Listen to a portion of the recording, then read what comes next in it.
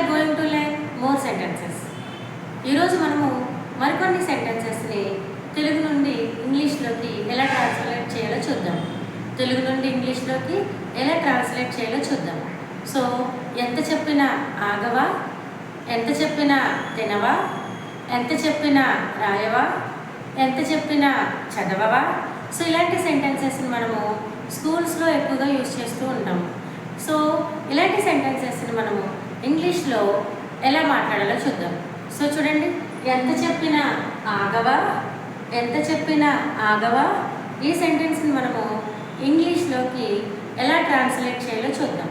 So won't you stop no matter how much I tell you? Won't you stop no matter how much I tell you?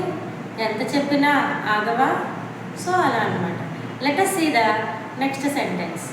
ఎంత చెప్పినా చదవవా, ఎంత చెప్పినా చదవవా. Won't you read no matter how much I tell you? Won't you read no matter how much I tell you? ఎంత చెప్పినా చదవవా. So అలా. Next sentence చూడండి, ఎంత చెప్పినా తినవా, ఎంత చెప్పినా తినవా. Won't you eat, won't you eat no matter how much I tell you?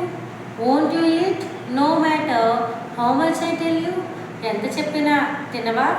So ఆ విధంగా. సో నెక్స్ట్ సెంటెన్స్ని మనము ఎలా ట్రాన్స్లేట్ చేయాలో చూద్దాం. ఎంత చెప్పినా రాయవా, ఎంత చెప్పినా రాయవా.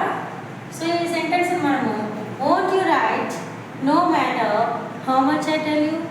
Won't you write no matter how much I tell you? So ఈ రకంగా తెలుగు నుంచి ఇంగ్లీష్లోకి ఈజీగా ట్రాన్స్లేట్ చేసేయచ్చు.